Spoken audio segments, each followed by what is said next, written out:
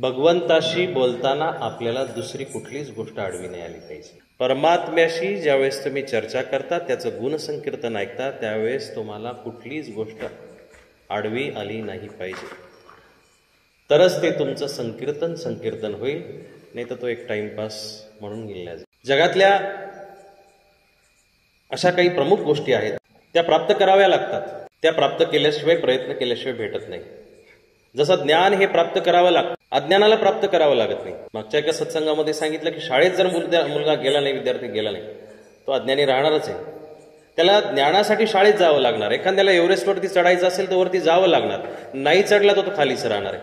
एखाद्याला काम करायसाठी जावं लागणार, काम त्याच्यापर्यंत येणार नाही. परमात्म्याच्या भक्तीमध्ये तुम्ही ज्यावेळेस स्वतःला वाहून घेता, त्यावेळेस ते समर्पण तुमचं महत्वाचं आहे. तुम्ही ज्यावेळेस कराल तेव्हा ती भक्ती परिपूर्ण होणार आहे, तेव्हा ती भक्ती तुमच्या अंतःकरणात उतरणार आहे, तेव्हा त्या भक्तीचं काहीतरी चीज होणार आहे. हे ज्ञान तुमच्या दारापर्यंत चालत येते. भाग्यवान समजा स्वतःला, दादा स्वतःला भाग्यवान समजा.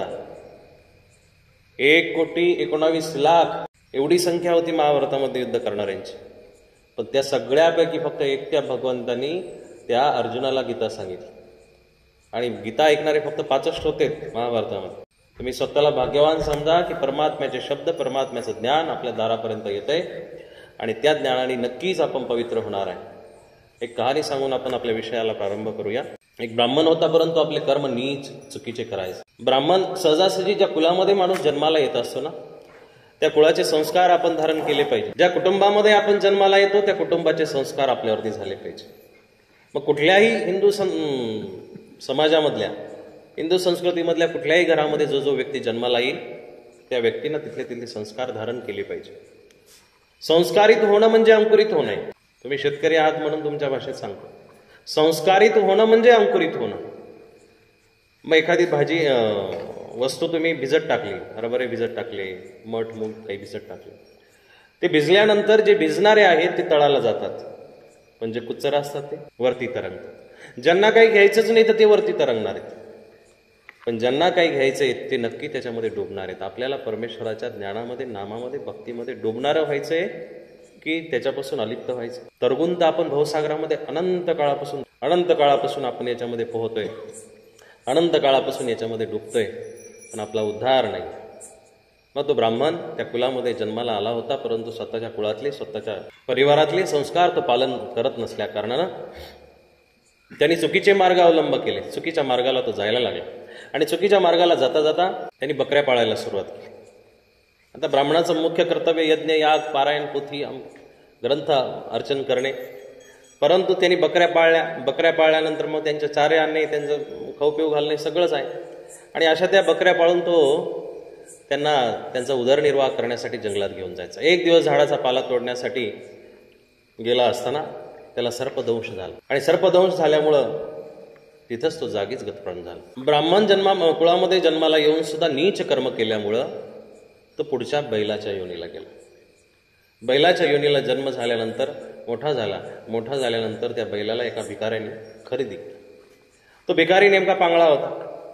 तो खरेदी केल्यामुळे तो काही भिकारी शेवटी त्याच्याकडे स्वतःलाच खायला नाही, तेव्हा तो बैलाला काय खाऊ घालणार.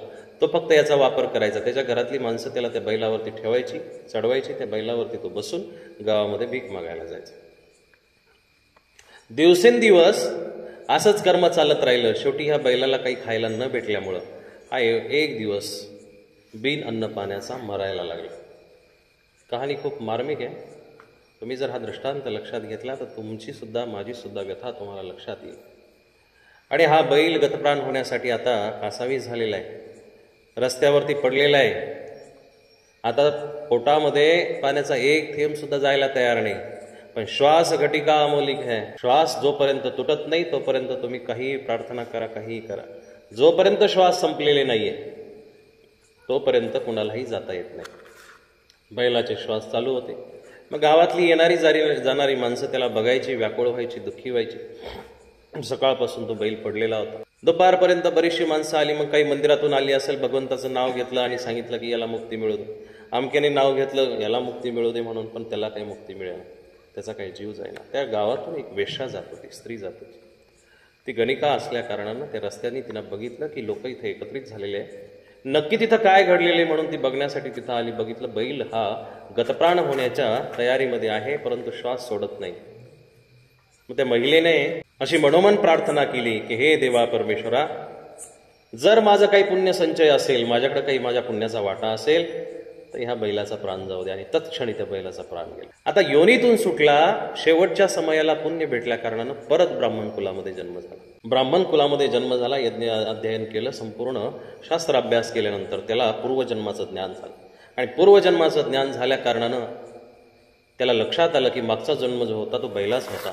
आणि त्या बैलाच्या जन्माला आपण असताना मरायच्या वेळेस आपल्याला एका वेश्येनं गणिकेनं तिचं पुण्य अर्पण केलेलं आहे, म्हणून आपल्याला मुक्ती प्राप्त झाली. हे पूर्वज्ञान त्याला आलं आणि त्यांनी पूर्वज्ञानाने सगळी गोष्ट बघितली. आणि बघितल्यानंतर तो त्या स्त्रीला शोधत शोधत शोधत नगरामध्ये गेला आणि त्याला तिचं घर सापडलं. घर सापडल्यानंतर त्या माऊलीला दंडवत केला, प्रणाम केला आणि सांगितली पूर्वजन्माची व्यथा माझी अशी आहे. मागच्या जन्मामध्ये मी बैल होतो, त्या बैलाला गतप्राण होण्यापूर्वी तुम्ही काहीतरी पुण्य अर्पण केलं होतं. मी आता ब्राह्मण कुलामध्ये जन्माला आलोय. मला पूर्वजन्माचं ज्ञान असल्या कारणानं मला समजलं की तुम्ही ते पुण्य अर्पण केलं होतं. ते पुण्य नेमकं काय अर्पण केलं होतं याची जिज्ञासा घेऊन मी तुमच्यापर्यंत आलो.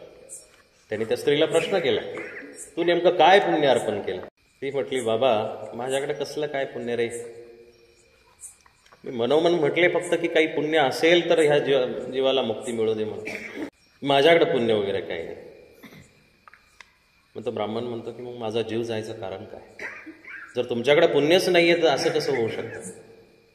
एक गोष्ट मी बोलले होते त्यावेळेस ती स्त्री वदली सांगते की माझा पोपट दररोज सकाळी काही ना काहीतरी मंत्र पुटपुटत असतो आणि त्या पोपटाचे मंत्र ऐकून माझ्या मनाला शांतता वाटत असते आणि तीच मनाची शांतता मी तुम्हाला अर्पण केली होती.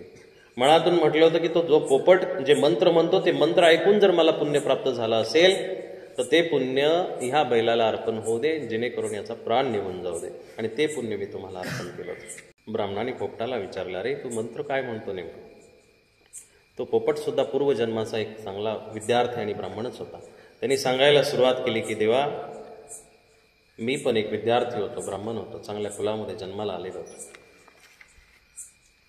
पण गोष्ट अशी झाली, मी अभ्यास करत होतो, चांगला अभ्यास केला आणि अभ्यास करता करता एक दिवस असं झालं की गुरुलाच उलटे प्रश्न विचारायला लागलो. गुरुलाच गुरुची विद्या दाखवायला लागलो, गुरुलाच उलटे सुलट्या प्रश्नामध्ये अडकवायला लागलो आणि अपमानित करायला लागलो. आणि मग एक दिवस गुरुला संताप आला आणि गुरुनी संतापापायी शापापायी मला सांगितलं की जा तू एका नीच स्त्रीच्या घरी पोपट होऊन राहस. पोपटाच्या रूपातला ब्राह्मण आता त्या ब्राह्मणाला सांगतोय की पूर्वजन्मामध्ये मी सुद्धा विद्यार्थी होतो पण गुरुचा अपमान केला, माझ्याकडून त्या गुरुची विद्या घेवावल्या गेली नाही आणि गुरुला अपमानित केल्या कारणानं मला पोपट व्हावं लागलं. आणि मग मी पोपट तर झालो. एक दिवस जंगलामध्ये फिरत असताना एक शिकारी आला, त्या शिकाऱ्यांनी मला धरून गावामध्ये विकलं. एका धनधान्य संपन्न माणसांनी मला विकत घेतलं. मी एका घरामध्ये चांगलं राहायला लागलो, पण पिंजरा येतो. आकाशी झेप गेरे पाखरा सोडी सोन्याचा पिंजरा. सोन्याचा जरी असला पण पिंजरा आहे, बंधन आहे. गळ्यामध्ये 10 तोळ्याची जरी ती माळा असेल पण ते बंधन आणि भय, कारण ते घालून आपण रितसर बाहेर करू शकत नाही, दिवाळीला बाहेर काढू शकत नाही, स्टँडवरती जाऊ शकत नाही, शहरात जाऊ शकत नाही. आनंद एकीकडे आहे, नाण्याच्या दोन्ही बाजू बघा किती विलक्षण आहे. एकीकडून आनंद पण आहे की सोनं आहे माझ्याकडे, 2-4 तोळे, 2-4 ग्रॅम काय जे असेल ते इतकं सोनं माझ्याकडे आहे. पण हा एकीकडे आनंद आणि एकीकडे आनंद असा की जर घालून गेलं तर कोणी ओरबाडून नको घ्यायला. आणि मग तो पिंजरा मला प्राप्त झाला असं तो पोपट म्हणतो. मी एका धनधान्य संपन्न माणसाच्या घरी होतो आणि त्याच्या घरी मी पोपट होऊन राहायला लागलो, पिंजऱ्यामध्ये आहे. एक दिवस चोर आले आणि चोरांनी घर लुटायला प्रयत्न केला, पण त्या धनधान्य संपन्न माणसांनी वेळीच आपलं धन दुसरीकडे देऊन टाकलं होतं. मग रागाच्या भरात काही न भेटल्यामुळं त्या चोरांनी हा पिंजरा उचलला आणि पिंजरा उचलल्यानंतर त्यांनी ह्या गणिकेच्या घरी, वेश्येच्या घरी आणून ठेवला. प्रश्न काय विचारला होता ब्राह्मणाने की तू नेमका मंत्र काय म्हणतो? आलं का लक्षात? तू नेमका मंत्र काय म्हणतो? मग त्यांनी त्याची पूर्व कहाणी सांगितली आणि मग सांगितलं मग नेमका मंत्र काय म्हणतो. तो म्हणतो मी गीता पाठ शिकत होतो, मी श्रीमद भगवद्गीता शिकत होतो. शिकता शिकता ती अधुरी राहिली माझ्याकडून, पण पूर्वजन्माचं ज्ञान मला ह्या पोपटाच्या जन्मामध्ये सुद्धा आहे, म्हणून मी उर्वरित राहिलेली ती गीता पारायण करत असतो दररोज सकाळी सकाळी. आणि मग ती गीता पारायण ऐकून ह्या बाईला चांगलं वाटतं आणि तेच पुण्य तुला अर्पण केलं होतं. इतकं गीतेचं महत्व आहे. इतकं श्रीमद भगवद्गीतेचं महत्व आहे. त्याच्या पारायणाने, त्याच्या शुद्ध शब्दांनी, त्याच्या शुद्ध मंत्रांनी अनेक जन्माचा, अनेक प्राण्यांचा उद्धार होऊ शकतो. तर आपण तर मनुष्य प्राणी आहोत. आपल्याला भगवद्गीतेचे 4 शब्द हप्त्याला का होईना, 15 दिवसाला का होईना ऐकायला भेटतायत. आणि ते ऐकायला भेटल्यानंतर आता ते आतमध्ये किती उतरवायचे हे तुमच्या हातामध्ये आहे. दिवाळीला गुलाबजामुन तळले असतील, तळलेले गुलाबजामुन खूप सुंदर दिसतात, लाल भडक दिसतात, पण जोपर्यंत पाकामध्ये पडत नाही तोपर्यंत गोडी नाही. तसं भगवंताचं हे ज्ञान तुमच्या हृदय कानापर्यंत तर पोहोचू राहिले, बळच प्रयत्न चालू आहे. घ्या बाबांनो घ्या, पण आता ते हृदयामध्ये, त्या हृदयाच्या पाकामध्ये, चाचणीमध्ये केव्हा टाकाल आणि त्याला केव्हा मदत येईल हे तुमच्या हातामध्ये आहे. ते काम गुरु करू शकत नाही, ते काम साधू करू शकत नाही, ते काम देव सुद्धा करू शकत नाही. हे काम तुमचं आहे. तुम्ही त्याला पूर्णपणे स्वीकारलं पाहिजे. आणि तुम्ही ज्यावेळेस त्याला पूर्णपणे स्वीकाराल त्यावेळेस तुमच्या घरामध्ये सौख्य, आनंद, शांतता नांदायला आपल्या आपण प्रवेश करेल, आपल्या आपण तुमच्या घरामध्ये येणार. म्हणून श्रीमद भगवद्गीतेचे पवित्र शब्द आपल्या कानावरती पडत आहे. श्रीमद भगवद्गीतेचा पहिला अध्याय आपण स्टार्ट केलेला आहे. दृष्ट्वा तु पांडवानिकम युडम दुर्योधनस्तदा आचार्यामुपसंगम्य राजा वचनम ब्रवीत. गीतेना दुर्योधनाला काय म्हटलेले? राजा. गीतेनं डिक्लेअर करून टाकलं होतं. व्यासांनी सुद्धा म्हटलेलं की हा राजाच आहे, राजा होण्याच्याच लायकीच आहे. पण त्यांनी शेवटी आपल्या कुसंस्काराने ते राजपद भूषवता आलं नाही आणि तो गेला. तर तो द्रोणाचार्यांजवळ जातोय. दृष्ट्वा तु पांडवानिकम, ती पांडवांची सेना बघून तो त्यांच्याजवळ गेला, असा त्या श्लोकाचा आशय आहे. तो द्रोणाचार्यांजवळ जातो आणि द्रोणाचार्यांजवळ जाऊन त्यांना सांगितलं की द्रोणाचार्य महाराज, आता तुम्ही बघा ही सेना किती मोठी आलेली. पश्यताम पांडुपुत्राणाम आज महतीम चमू, खूप मोठी चमू म्हणजे सैन्य उभं राहिलेले. आता ही महाभारताची सुरुवात आहे. पहिला जो भगवद्गीतेचा अध्याय आहे ही महाभारताची किंवा भगवद्गीतेची ही पार्श्वभूमी आहे. पूर्वीच्या काळामध्ये जी काव्य लिहिली जायची त्याच्यामध्ये पहिली प्रस्तावना मांडली जायची. जसं आपण एखाद्या सभेमध्ये गेल्यानंतर इथं उपस्थित असलेल्या माझ्या बांधवांनो, भगिनींनो, नाही का, हे बोलतं ना, राजकीय, सामाजिक, शैक्षणिक क्षेत्रातील मान्यवर उपस्थित, आई बहीण काय जे असेल, त्या पद्धतीनं ही गीतेची पार्श्वभूमी आता मांडली. आणि गीतेच्या पार्श्वभूमीमध्ये मांडल्यानंतर दुर्योधनाने द्रोणाचार्यांजवळून जाऊन त्यांना ती गोष्ट दाखवायला सुरुवात केली की द्रोणाचार्य बघा, आचार्य, ही सगळी पांडव आणि एवढी मोठी सेना इथं जमलेली आहे. आता ह्या सेनेसमोर आपल्याला लढायचंय. आणि मग त्यांच्या ओळखी करून द्यायला तो सुरुवात केली. त्यांनी ओळख करायला सुरुवात केली, अशी लांबून लांबून दाखवतो. आणि विचार करा, 18 अक्षरांनी सैन्य ते थोडं थोडं नाही आहे. ते कुरुक्षेत्र जे आपण बघतो, कधी गेले का उत्तर भारतामध्ये तुम्ही कोणी?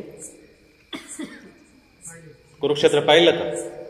तर ते काहीच राहिलेलं नाही आता ते. इंद्रप्रस्थ म्हणजे दिल्ली, हस्तिनापूर इकडे बिहारमध्ये, दिल्ली म्हणजे ते हस्तिनापूर पासून इंद्रप्रस्थ आणि ते कुरुक्षेत्र, एवढी जमीन त्या कुरु राजाला होती. 2 बिघ्याचा 7-12 नव्हता त्याचा, 1 बिघ्याचा 1.5 बिघ्याचा, त्याचा 7-12. तिथून कुरुक्षेत्र म्हणजे हरियाणा, रेवाडी, तिकडून त्या पानिपत, सोनीपत, त्याच्यानंतर दिल्ली, इंद्रप्रस्थ, आता जे गुडगाव, गुरुग्राम, नोएडा, त्यानंतर उत्तर प्रदेश मधला खतोली पर्यंतचा भाग, मुझफ्फरनगर, एवढे जेवढे मुसलमानी राजवट झालेली सगळी तिथपर्यंत त्यांचं प्रस्थ होतं ते हस्तिनापूरचं. एवढा मोठा राज्यपद त्यांचा होता. आणि त्या राज्यपदाचा तो राजकुमार दुर्योधन मोठा होणार होता, राजा होणार होता. परंतु जमली नाही गोष्ट. अहंकाराने खाऊन टाकला, मीपणाने खाऊन टाकला. शेवटी युद्धामध्ये त्याचा नायनाट झाला. आणि त्या युद्धाची सुरुवात करण्यापूर्वी तो द्रोणाचार्याजवळ जातो आणि ओळख करून देतो. अत्र श्रुरा महेश्वासा भीमा अर्जुन समायुधी. आता इथं मोठे मोठे धनुष्य धारण केलेले, मोठे मोठे हातामध्ये भाले घेतलेली माणसं उभी आहेत. या श्लोकांचा अर्थ आहे बरं का. नीट भगवद्गीता समजली ना तुम्हाला? पहिल्या अध्यायापासून वाचायला सुरुवात करायची. मी सांगितलं ना की 1 श्लोक वाचायला सुरुवात करा. ज्यांना वाचता येत नाही त्यांनी मोबाईलवरती ऐकायला सुरुवात करा. पण काय, मोबाईलमध्ये सुद्धा आपण त्या मालिकांचेच एपिसोड पाहतो. काल झालेल्या टीव्हीवरती बघून दिले नाही, तो मोबाईलवरती पाहतो. आणि विशेष करून समाजाची विडंबना बघा, आपल्याच एका भागामधून एक कलाकार आहे आणि त्या कलाकारांनी आपसामध्ये भांडणं करणाऱ्यांची व्हिडिओ तयार केली. तर भांडण नाही ते आपसामध्ये, आता ड्रामाच येतो. पण त्या चॅनलला 6 महिन्यामध्ये करोडो लोकांनी पाहिलं. पण कीर्तन प्रवचन त्याला लाख लोक, 50,000 लोकही पाहत नाही. पण भांडणं लाखो लोकांनी पाहिलं. आपल्याला नको ते आवडतं. ते मालिका वगैरे चुकीच्या गोष्टी बघून टाइमपास करण्यापेक्षा तशा भावना सुद्धा हृदयामध्ये येत असतात. तुम्ही जे पाहता ना तेच तुमच्या हृदयामध्ये येतं. उन्हातून माणूस घरी आल्यानंतर तापतो की नाही? शांत, एकदम शांत पडलाय, नाही आल्या आल्या बनबन सुरू करतात माणसं. कशामुळे करतात? बाहेरून इरिटेट होऊन आलेलं असतं. जे आपण बघतो, ज्या वातावरणातून येत असतं तसं वातावरण आपल्या शरीरामध्ये भिनत असं. म्हणून चांगलं बघा, चांगलं ऐका. ज्याला वाचता येत नसेल त्यांनी त्याच्यावरती लावून ऐका, पण ऐका. जगाच्या पाठीवरती पवित्र करणारा एकमेव असा एक ग्रंथ आहे, तो म्हणजे भगवद्गीता. तुमचं अंतकरण तर पवित्र करेल, तुमचं देह पवित्र करेल, इतकं त्याच्यामध्ये ताकद आहे. एकम शास्त्रम देवकी पुत्र गीत, मेको देवो देवकी पुत्र येवो, एको मंत्रस्तस्य नामानी आणि कर्मापेकम तस्य देवस्य सेवा. एकच जगाच्या पाठीवरती देवकी पुत्र गीत हे भगवंताचं शास्त्र आहे. एकच जगाच्या पाठीवरती त्याचा मंत्र आहे. एकच जगाच्या पाठीवरती त्याच्या नामाची सेवा आहे. आणि कर्मापेकम, कर्म चांगलं करणं ही त्याची सगळ्यात मोठी सेवा आहे. हे व्रत आपल्याला धरता आलं पाहिजे.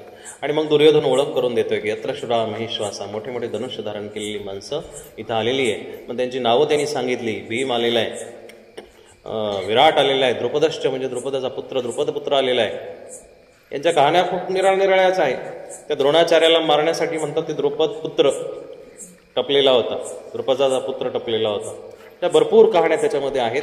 परंतु आपल्याला मुख्य भाग गीतेचा असल्या कारणानं बाकीच्या गोष्टी सोडून गीतेकडे जायचंय. दृष्टकेतुश्च कीतान, त्याची नावं सांगितली. मग कोण कोण आहे? भीम आहे, अर्जुन आहे, त्यांची माणसं आहेत दृष्टकेतू, चेकितान, काशी राजा, वीर्यवान, पुरजित, कुंती, भोजश्च, शैब राजा, नरपुंगव, नरश्रेष्ठ असे ते राजे जमलेले आहे. उत्तमोजा जमलेले आहेत. द्रौपदयाश्च, द्रौपदीचे 5 पुत्र तिथं जमलेले आहे. द्रौपदीचे 5 पुत्र पाठीमागच्या वेळेस सांगितले होते ना. त्यांची नावं न सांगता त्यांचे गुण सांगितले होते मी तुम्हाला. ते द्रौपदीचे 5 पुत्र जमलेले आहे. आणि अशी सर्व माणसं तिथं जमलेली असणार कारणाने भवान भीष्मश्च, कर्णश्च, कृपश्च, समितिंजय, भीष्मासारखा माणूस तिथं आलेला आहे, कृपाचार्य आलेले, अश्वत्थामा आलेला आहे, विकर्णश आलेले, आणि असं सगळं सैन्य तिथं आलेलं आहे. खूप असं सैन्य तिथं आलेलं आहे. आणि 8व्या, 9व्या, 11व्या अध्यायापर्यंत 11व्या श्लोकापर्यंत दुर्योधनाने सगळ्यांची ओळख कोरडी करून दिली.